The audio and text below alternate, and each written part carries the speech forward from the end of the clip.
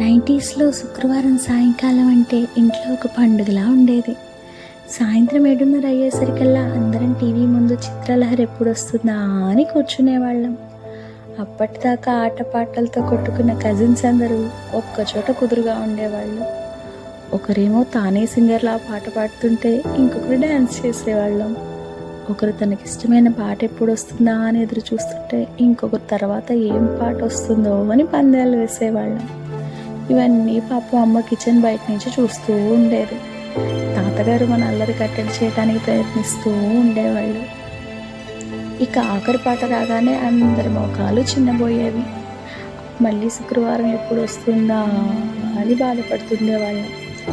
ఈలోపు అమ్మ అందరికీ అన్నం వడ్డించేస్తూ ఉండేది. తరువాత అందరం చాపలు వేసుకొని ఒక్క దగ్గరే పడుకునేవాళ్ళం. నాన్నమ్మ కథలు చెప్తూ ఉండేది. కళ్ళు మూసుకుంటే ఆ టీవీ పాటలు, ఆ నవ్వులు ఇంకా కళ్ళకు కట్టినట్టు కనిపిస్తున్నాయి.